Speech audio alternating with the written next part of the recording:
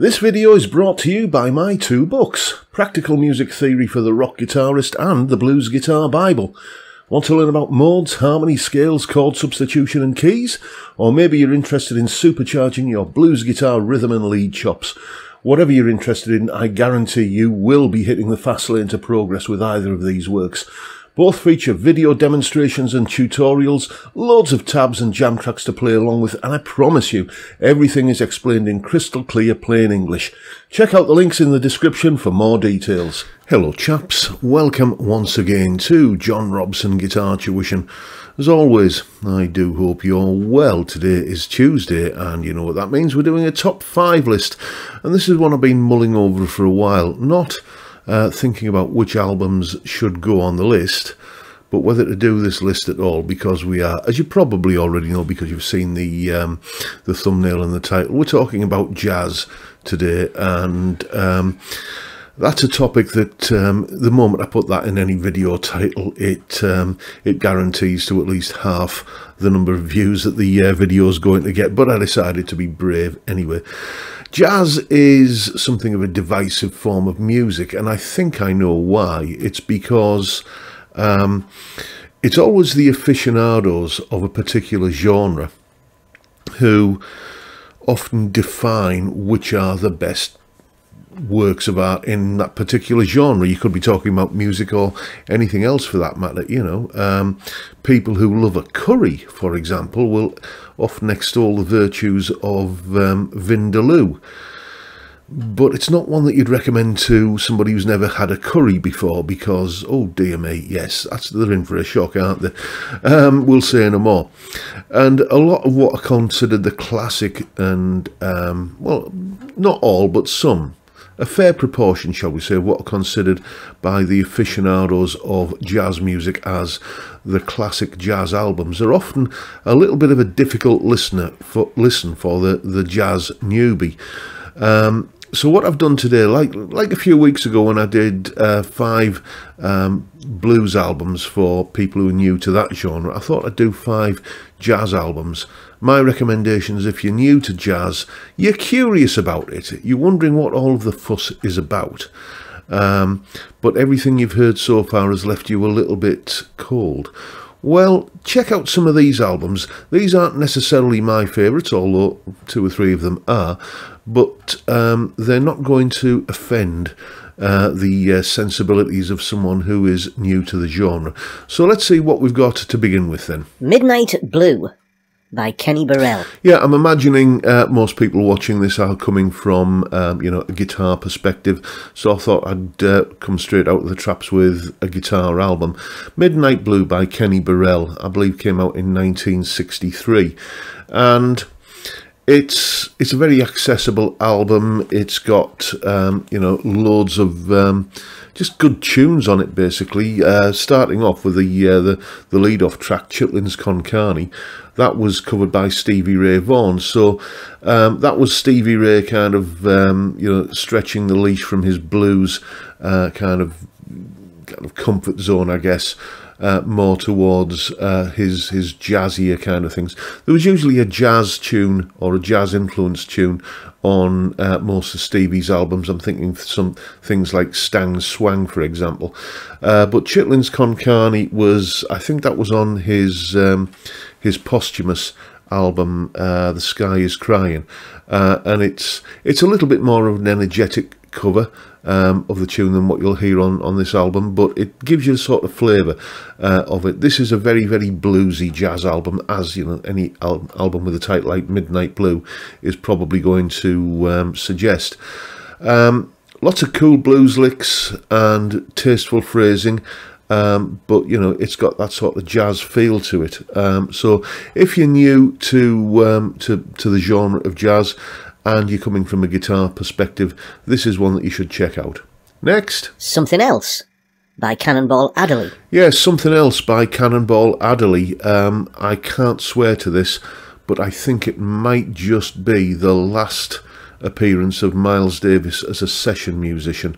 This album came out in, I think, 1958, yes, released in August of 58, and if we look at the personnel that played on this album. We've got Cannonball Adderley on alto sax, Miles Davis on trumpet, Hank Jones on piano, Sam Jones on bass, and Art Blakey on drums. Art Blakey went on to become, or I think probably already was, another great jazz band leader, Art Blakey and the Jazz Messengers.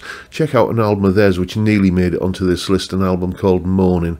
Again, bluesy riffing and catchy tunes, but done with that sort of slightly sophisticated jazz kind of feel, as is the case with this album.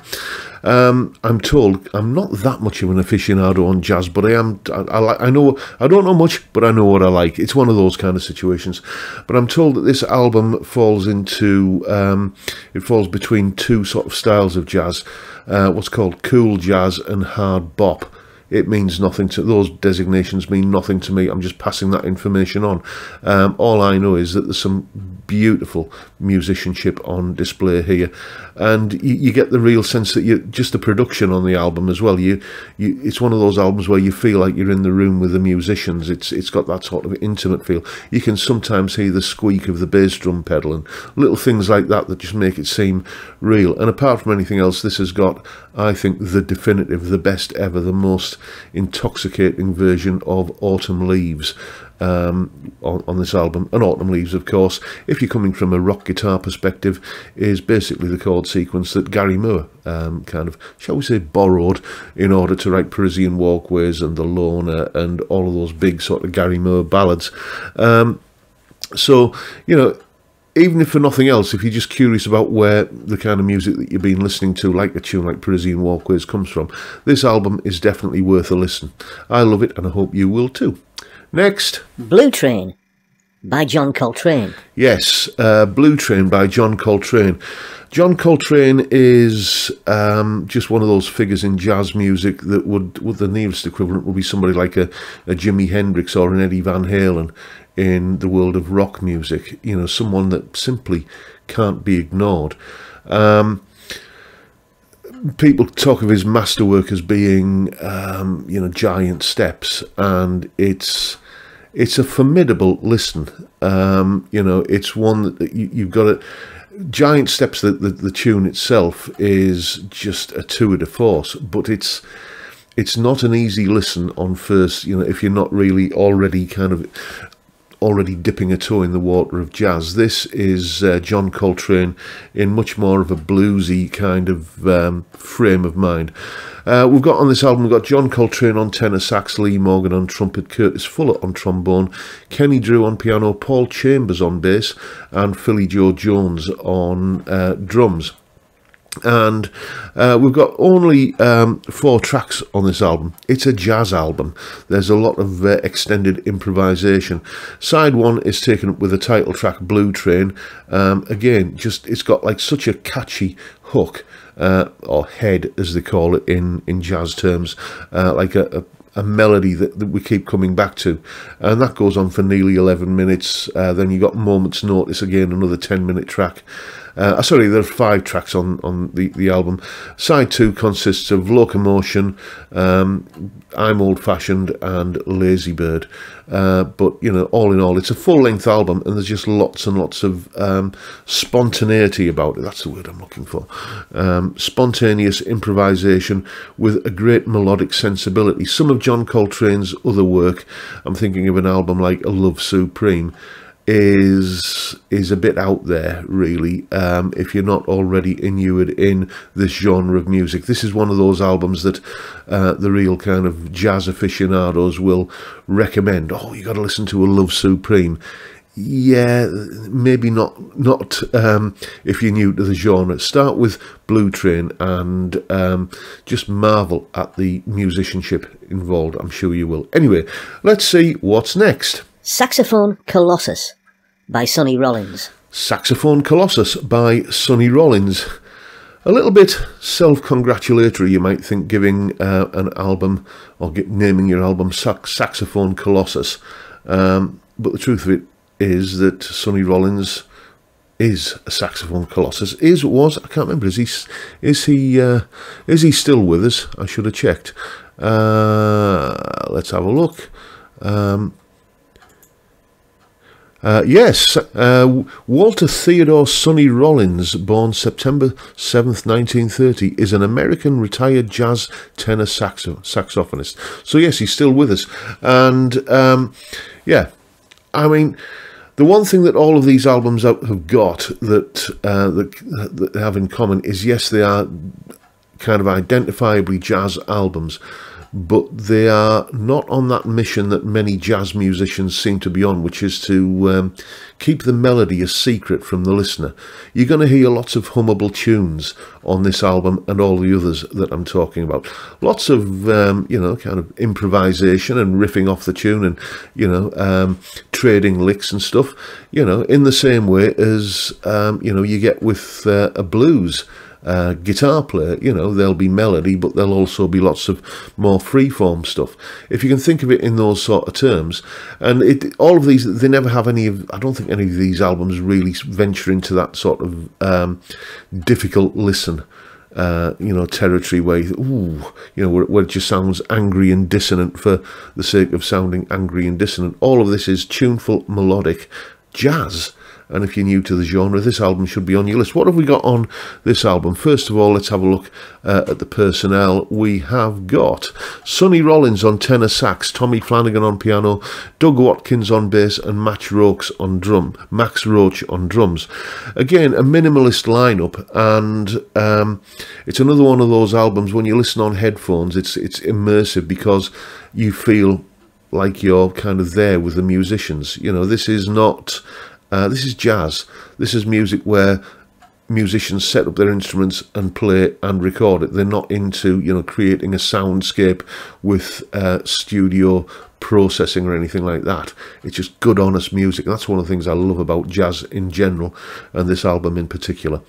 Next. Kind of Blue by Miles Davis. This album simply had to be on the list. Miles Davis, Kind of Blue. I think probably the first full-on jazz album that I bought that wasn't like a guitar album that had some jazzy stuff on it, a fusion album, or, you know, a jazz rock album or a bluesy jazz album. I think, you know, this was the first album where I think, okay, I accept I'm not going to hear any guitar solos on this. But it was one of those, but I went out and bought anyway. It was one of those albums that, you know, a bit like the Eric Clapton Blues Breakers Beano album. I'd read about it and read about it and read about it, and kind of, you know, the hype had got to me, and I thought, I've got to hear what this album is all about. And it is just magical. It genuinely is. You know, the title track, well, not the title track, but what people think of as the title track, the lead-off track, So What, it's that one bit of jazz music that even if you don't think you know any jazz, you'll know this.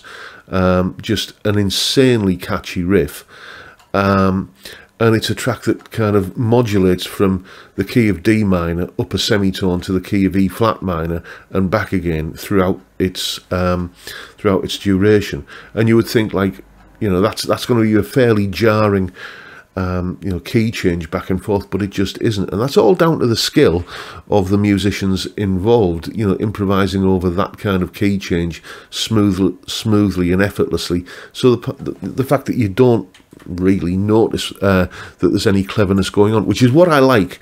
I'm not a big fan of any genre of music, jazz or otherwise, where you know, the musicians are doing odd time signatures and kind of jarring key changes, as if to say, look at us, aren't we clever? You know, the cleverness should be kind of concealed, really, I think.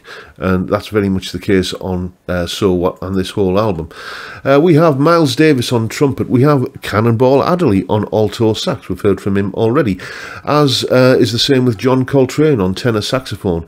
Bill Evans on piano, and also Wynton Kelly on piano. And another name we've heard in this list here, Paul Chambers on double bass, and Jimmy Cobb on drums. Miles Davis was well known as something of his bands were well known as being something of a finishing school for musicians who would then go on to greater things. And, you know, just that he picked a good lineup for this album. Again, tuneful, melodic, but yet jazzy and sophisticated and freeform and improvisational at the same time. you know, if you only check out one album on this list, I would urge you, well, maybe the Kenny Burrell one as well, but certainly this one needs to be an album that you, even if you don't like it, okay, you can say that you've listened to one of the most important jazz albums ever, and yeah, and it wasn't for me. You've made an informed choice, you know, but I bet you will. It's not, you know, kind of bubblegum pop. It's not sort of catchy teeny bopper stuff. You're not going to be humming the tunes after the first listen, but just listen to it 3 or 4 times and I'll guarantee it'll get under your skin. That is Miles Davis, Kind of Blue, and that is the final album on my list of recommended jazz albums for the newbie to the genre. Let me know if there's any that you think I've missed. Let me know if there are other albums that got you into this genre of music. Let me know if you've listened to all of them and you still don't like jazz.